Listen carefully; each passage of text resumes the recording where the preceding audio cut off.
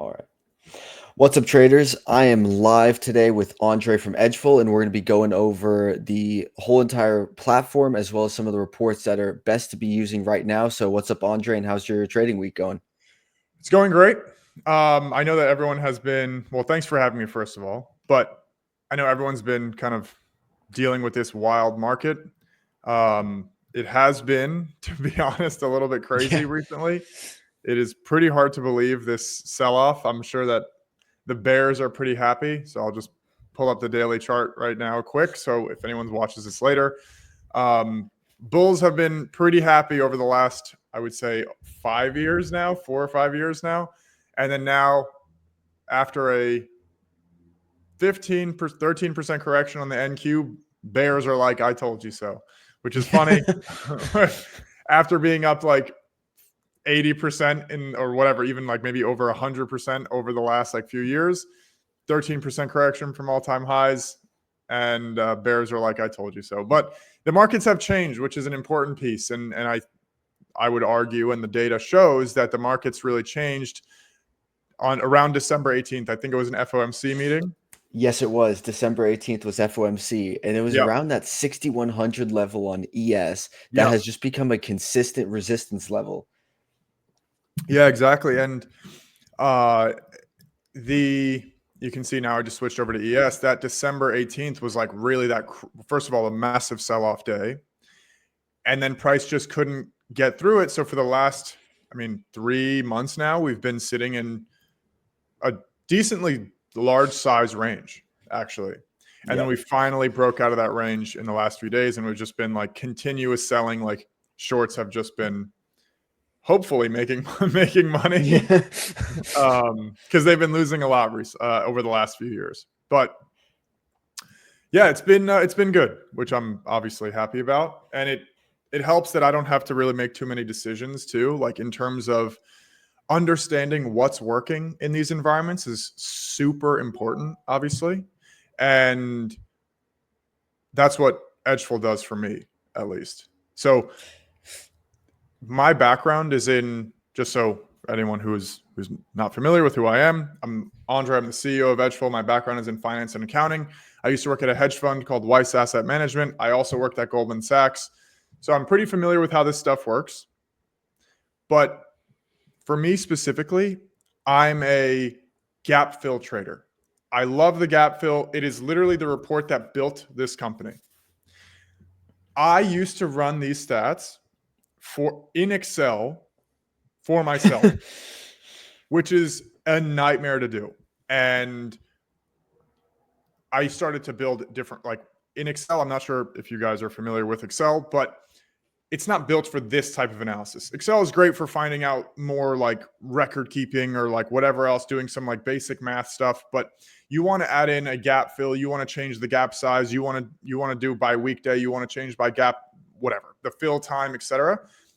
Not only is it extremely expensive to get the raw data to be able to do this on each of the stocks that you want to look at, but it's also a nightmare to do it if you're not an Excel wizard. And I actually have certifications in Excel, and I couldn't, it was just too much for me. So then I built this company because there was no product, which is shocking, that would tell me how often is the gap fill.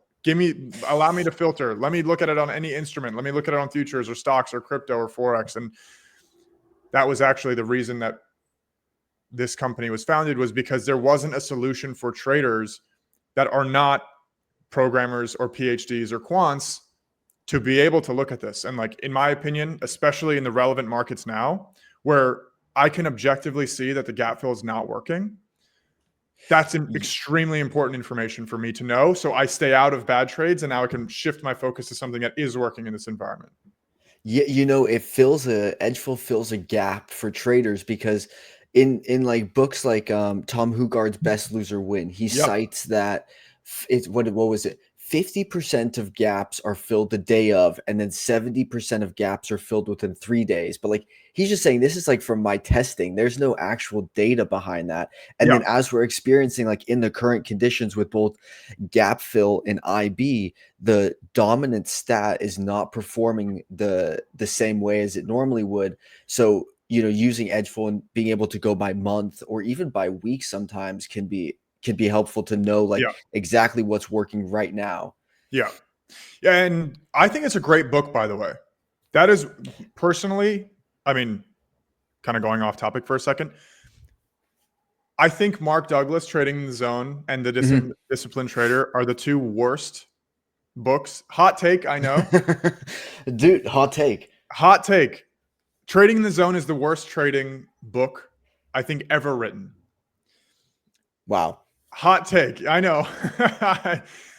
I don't want, I mean, this is for me personally. I don't want to read a book that's going to talk about the market energy.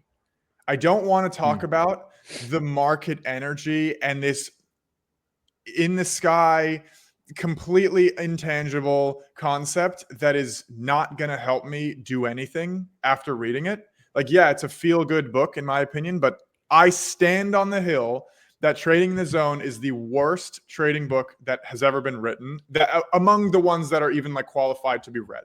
Obviously, I'm sure there are millions of books that are like from like random authors, but across Tom Hugard, Brett Steenbarger, Trading in this what's his name, Mark Douglas, all of the other guys, out of that category of people, without question, Trading in the Zone is the worst one, in my opinion. Hot take. I get it though. It's a lot of fluff. It gives you like a super high level like idea of what to do, but nothing actionable and nothing goes too deep. Yeah, it's just like, and then on the other hand, when you look at something like Tom Hugard's book, Best Loser Wins, the takeaway that I got from that was specifically for him that the real takeaway was don't add to losers, add to winners. That was the main takeaway that I got.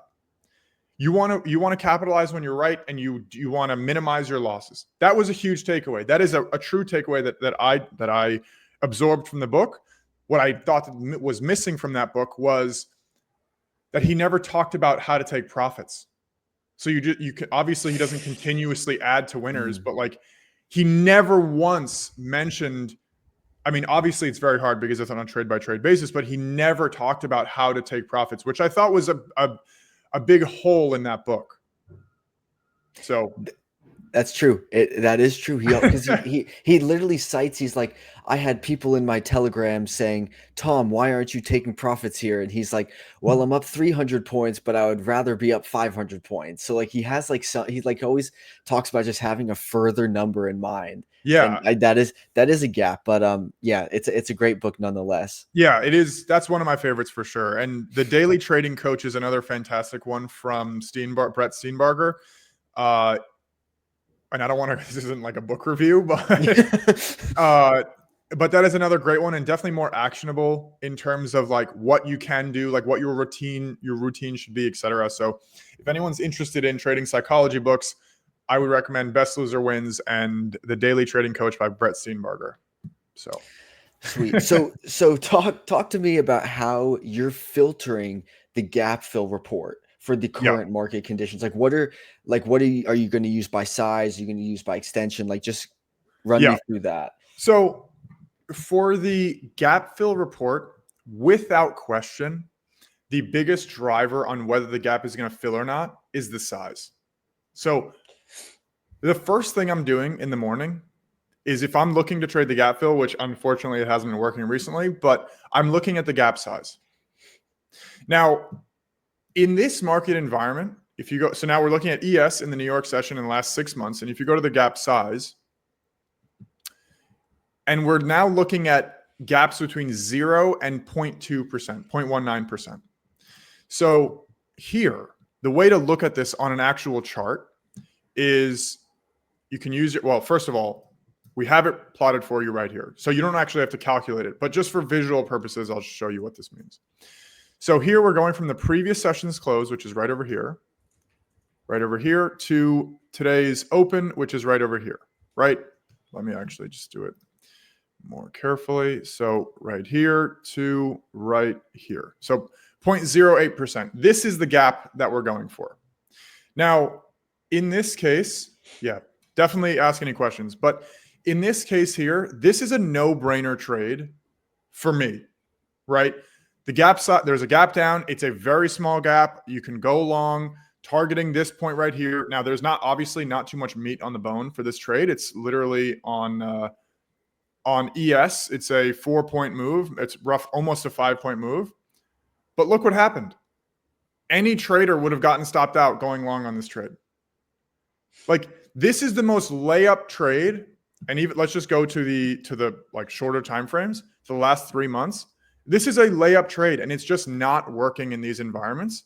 So for me, I'm very hands off, because as you go and you look, like the fact that some of these, so I'll actually extend this back out to 6 months. The fact that gaps between 0.7 and 1%, that 2/3 of them have filled, is insane. It's like not something that should be happening. Gaps over 0.5% typically don't fill. But in this market environment, some of them have. And it's very, very difficult to trade. And the reason for that is typically what happens is smaller gaps are like batting for singles or doubles. You're not looking for this home run move. There's not that much meat on the bone. If you're going for something that's 0.2%, or let's just say whatever, 10 or 20 points on the ES, you're not going for a home run. And because you're not going for a home run, it's a lot more consistent. But what happens, go ahead. So would the entry be for a gap that's, 0.15 or 0.2% away from the open price, just simply buying or selling in that direction at the open with like a 1R stop loss? So let's actually use yesterday as an example, just for a quick second, just so I can see yesterday's close, today's open. Look at this. A gap greater than 1% yesterday had filled on the ES. Wow, yeah. Greater than 1%. In the last 6 months, I'll even go back to the last year. Let's go back to greater than 1%. This is extremely unlikely. This 70% of gaps up, greater between 1 and 1.5% not filled. Not a single gap down between 1 and 1.5% on ES have filled in the last year. And look what happens yesterday. Like this is the type of trade where you're like, this is a no-brainer. I'm not taking this trade. And then this type of market just goes, oh yeah, I'm going to flush and we're going to fill this gap.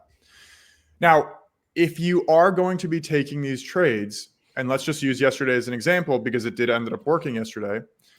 This is where the gap fill by spike report is going to come in. By spike, okay.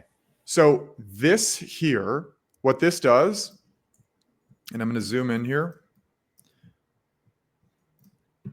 So I'm going to go to the last 6 months and just give it a second. So now we have the gaps up and then the gaps down. What this report looks at is on a gap up, how far away from the gap fill target is price moving before coming down to fill. So if you, this is pretty much measuring. If you entered right at the open short on a gap up, what's your drawdown? Okay. So in this case, if you entered right at the open, what is your expected drawdown in the move against you? So what this report is actually calculating, and I'll mark out previous day's close so we can see it clearly, is we take the candle that filled the gap, which is this one right here. We take the opening price, and then we take the high of day between these 2 points. And then now this is the spike right here. This is the spike, the move away from the gap before it fills. And this report is filtered only for days that have filled the gap. So you get all of the relevant information. And in this case, the average spike up, so this is for the gaps up, you can see that right here, is 9 points on ES. So dude, if you are, go ahead. That's crazy. That is crazy. I did not know that what that report was. That's literally giving you a report for a strategy with, correct me if I'm wrong, but like an 80% edge, because if the average gap is filled by 12 o'clock East Coast time, then you basically have it. You have your stop loss in place. You enter at the open, you know where it's supposed to go. And then you're either hitting it in the 2 hours or you're not. And then it would hit 80% of the time. And in this case, You just have to keep in mind that this is the average move. So the average spike. So some of these Yeah. will be obviously bigger, some will be smaller. What you can also do to apply this to your trading, this spike number, is wait for price to make that bounce and then enter. So instead of entering right at the open, what you can do is wait for price to move up. Let's just say 5 or 6 points or 7 points, and say, you know what? The majority of the spike is already done. I'm going to enter now. And then now you can leave, you can set a stop over whatever, a recent high, like a pre-market high or whatever it is. And then now you can target the gap fill this way, where you can wait for the spike to occur and then enter. So if you want to enter right at the open, obviously it's a little more risky. You have to leave the wider stop, or you can wait for price to bounce because we do know it's going to bounce. And then you enter on the bounce short. Does that make sense? Yes, that does make sense. Yeah. Yeah. So, and then we have you the gap basically down here. know your expected drawdown, and Correct. then if there's enough space, because like for example, okay, not today, but like other days, price will open and it'll basically just hit the gap right at the open. So Yeah. you would miss out on those trades if you Yeah. were waiting for the spike. Correct. But then also, exactly. maybe you like wait for that spike on a trade where the gap is 0.35% away, where it Yeah. might not just go in one direction. Yeah, exactly. And then this happened on Tuesday. So Monday's gap was here. There was a smaller gap down. And then you can see this was a gap down of 0.25%. Very solid. This is a trade that I'm happy to take, 0.25%. This is not 0.5 or 0.7. And then now from the open, which is the open is right here, and I'll make it yellow. Price moves down, in this case, 11 points. So right in line with this 9-point, or actually, sorry, right in line with this 9-point gap down spike. So even if you entered 9 points from the open, you're not going to get stopped out on the other 3 points. Like you have to leave more than 3 points for your stop. So coming down here, entering long, targeting this gap fill, that's how you can enter, and you can maximize your trades in this case. But if you are going to wait for the spike, some of the days will just flush and you're not going to get it. So as you said, you will miss the trade. Yeah. That's a great report. I love the gap fill report. I use that, and then the midnight price in correlation, because a lot of times those are very, very close together. You know what? That is such a great point to, let me try to find a decent example here of that. And here's a great example of this. So right here, we're going to go to the opening retracement report, which plotted out right here is this blue line right here is the midnight opening price. And we have a report for that. I'll touch on that in a second. Then over here is the gap fill. This yellow line is the gap fill. Now, in this example here, we also have an outside day because price opened above yesterday's high. Now, in this case, wow, this is an unbelievable example, actually, because we also have, which is a report that we don't really talk about too much, is the weekly open retracement. And for every time price opened above the Sunday opening price at 6 p.m., and we have an indicator for this as well, which is right here, which is going to plot, just give it a second. Wait for this to load. Okay. Yeah, and if you sign up with Edgeful, you get access to like 30 plus custom indicators for all the reports. It's all linked to your trading view. It's super easy to use. Yeah, exactly. That's another great point. I'm going to make this red. Okay. So, and by the way you get access is on the right side over here. If you just click on that, you put your trading view username here, and then you'll see in your invite only on your indicators right over here that you're going to have all the indicators. Now, there's a lot going on here, but what this weekly open, which you're not familiar with this, are you? I'm not familiar with this. Okay. So what this report looks at is it's taking the entire week, not just the day. And what it's looking at is the Sunday 6 p.m. price, which is this right here. If the New York session opens below, how often will it retrace at any point throughout the week? And then if it opens above, how often does it retrace at any point throughout the week? And what you can see in this case here, so this is the Monday open. This red line is the opening price that we want to look at. It opened above. obviously. The New York session opened above. For every time in the last 6 months that price has opened above, 82% of the time at some point this week, it will retrace. That's great information, right?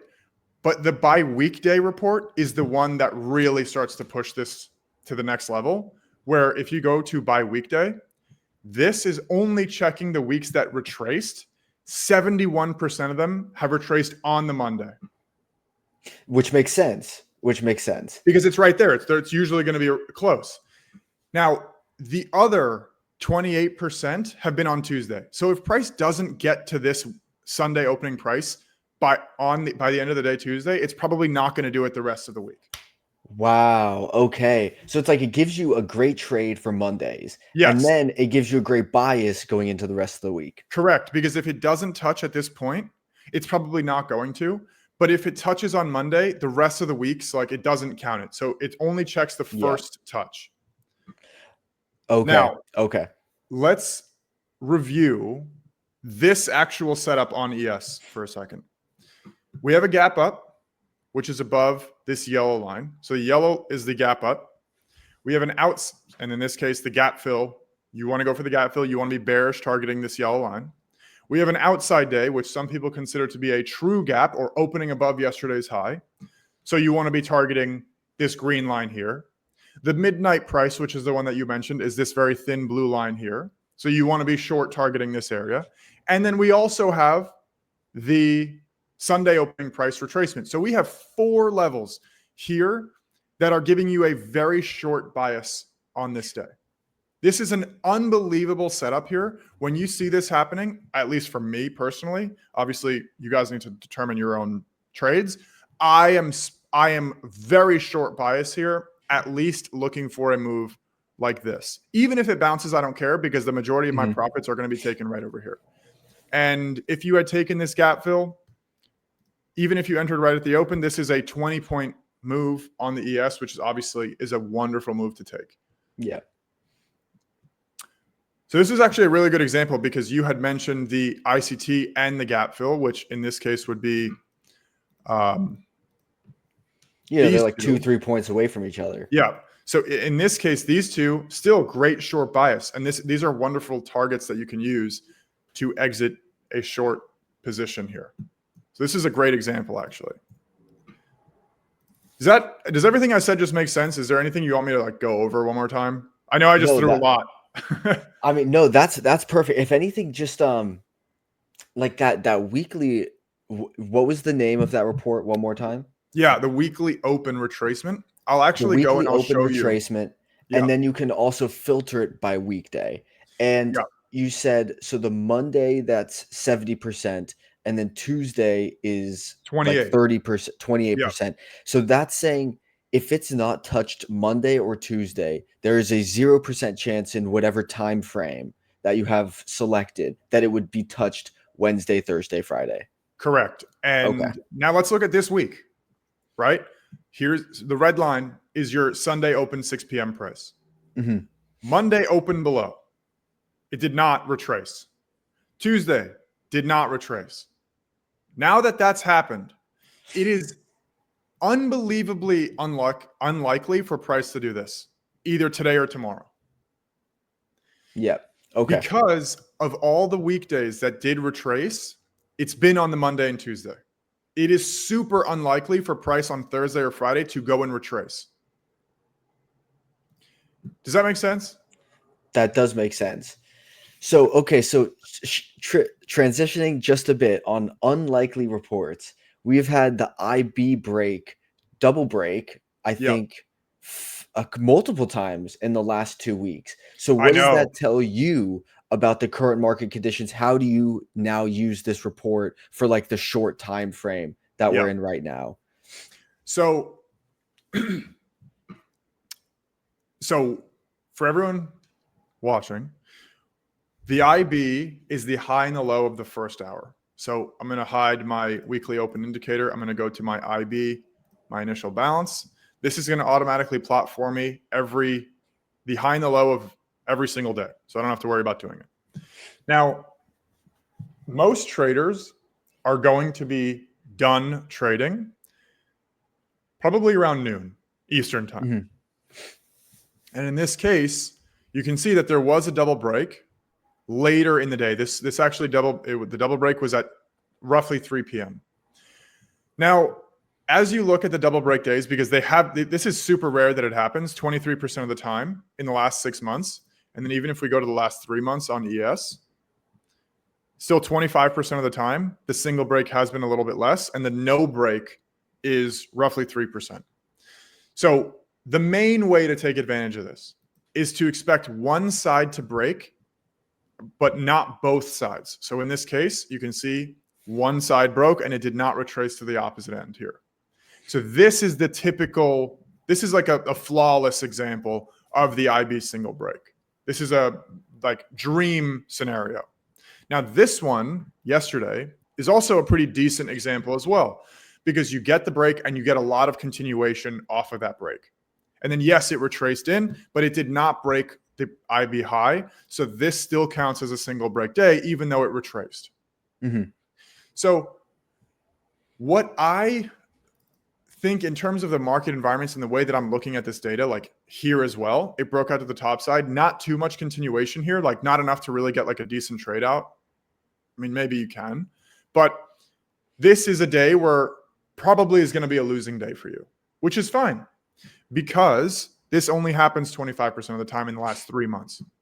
And that's the way that I try to interpret it, at least until I see this change a little bit more as I go more and more recent. I mean, like, I don't think 1 month is really great to go off of, but I mean, 55% single break is not, I mean, it's not great. Yeah, I mean, that's just dramatically different than if you put it at 5 years, 2 years, Yeah. 1 year. Yeah. And one of the things that is so important that people understand about going so far back is, like, I'll just pull up the 5-year here.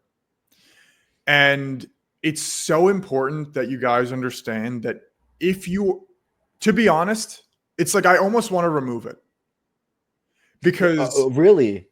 yeah, I almost want to remove it because, and we get questions like, can you make this go back further 10 years? Yeah. But like, let's think about what has happened in the last 5 years. There's been 2 elections. There's been a pandemic. There's been stimulus, money printing, more unprecedented money printing. Yeah. Inflation is a problem. There was a bull market that lasted 2 years, a bear market, and another bull market throughout this 2-year period. And then now we're in a completely new market environment as of December 18th.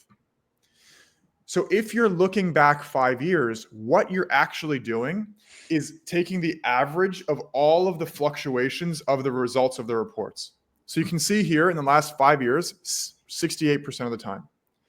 But throughout this 5-year period, there might have been a point of a 6-month period where it was at 90, and there might have been a 6-month period where it was at 50.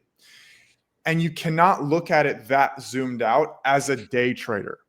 As an investor, completely different story. If you're Warren Buffett or you're Ray Dalio or whatever else, and your hold time is multiple years, that is a completely different story. But if your hold time is an hour or 15 minutes, you cannot use data from 5 years ago to trade this environment now, because as we saw, the market environment has completely shifted from December 18th till now relative to what it was before. So even using data from here, is that going to be useful to you from this period in the beginning of last year, the first half of 2024? Is that going to be Especially not. useful? No, not at all. That was literally just a buy and shut up like market condition. Exactly. And in the last 3 months, we've had consolidation, and then now we're in selling. And I'm not calling a bottom, I'm not calling a top. Like, I have no idea what's going to happen. But one of the things about going back this far is, yes, your sample size is a lot bigger, but you're using less relevant data. Mm-hmm. Yep. Now, there is another report that I want to show you just in terms of like targets, really. And we do have the indicator for it.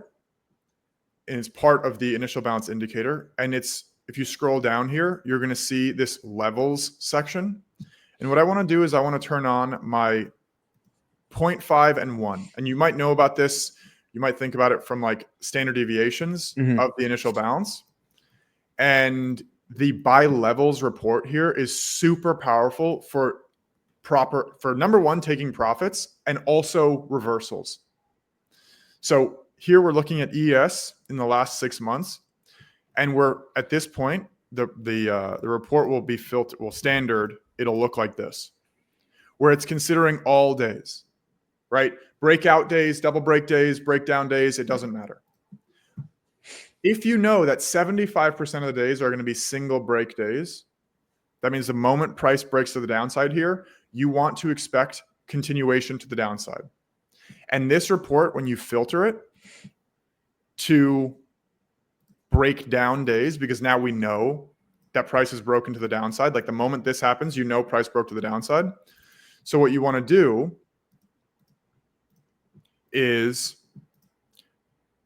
these levels, this 0.5, the 1, the 1.5, and the 2 are all based on the size of the initial bounce. So in this case, the IB on this day, a couple of days ago, was 44 points from the high to the low of the initial bounce. If you go down, this is another one-time extension or one-time standard deviation to the downside, another 44 points. This right here is the 0.5. This is half, 22 points. This is the 1.5 here, which is 65 points or 66 points.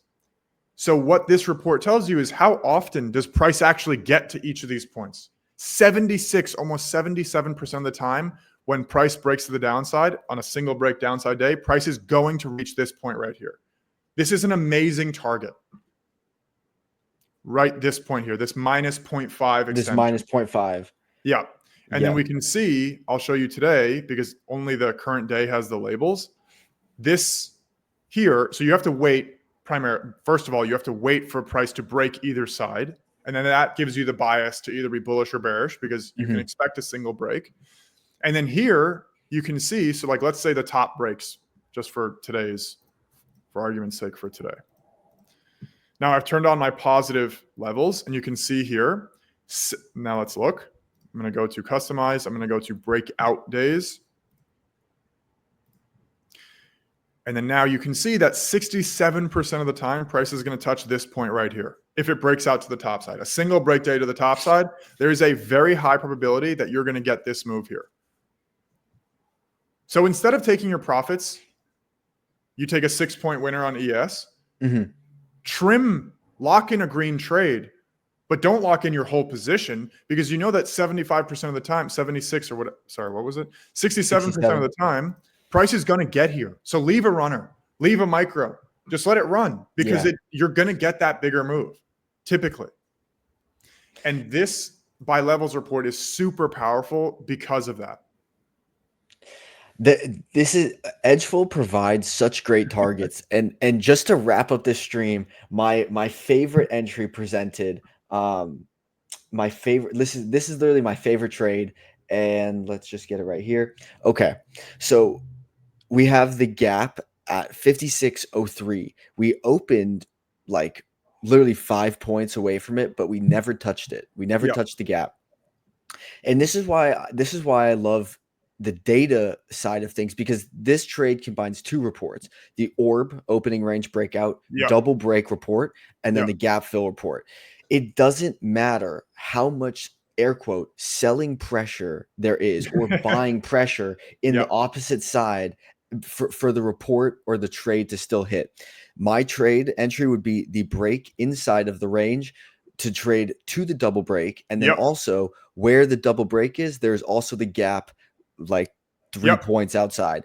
Boom, we wick the gap on the 1 minute chart and then reverse and continue, and maybe continue lower. I have no idea. But like if you just use the gap fill and the opening range high as your targets, you are making money on this setup consistently.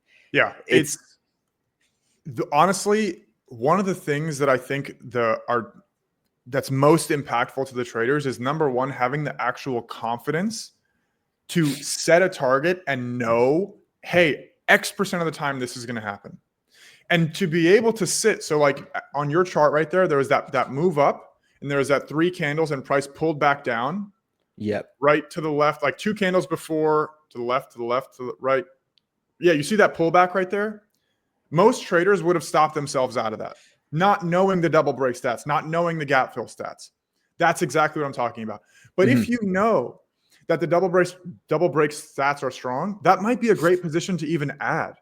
That might be a great Exactly. spot to add because you know the probabilities. You're not listening to some guy on YouTube about whatever he's making up or whatever he's just assuming that, yeah, this probably happens around like 70% of the time, like completely made up numbers. Like Yeah. now when you have Edgeful, your targets are backed by no one's opinion, by a matter of fact. And that's the super important part, because to be successful as a trader, you cannot go based off of your emotions or based on like your gut feeling or based on what you think the moon or the tides or the stars are aligning or whatever.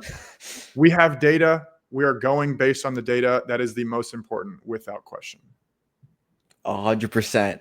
Yeah. With that being said, let's end it here. There was so much value added in here. We got to see some live trades actually play out in the market, as well as learn how to use, older reports and regular reports with the current market conditions. So yeah, 100%. thank you so much, Andre, for coming Of on. course, And man. Of yeah, we'll course. have to have you on again. For sure.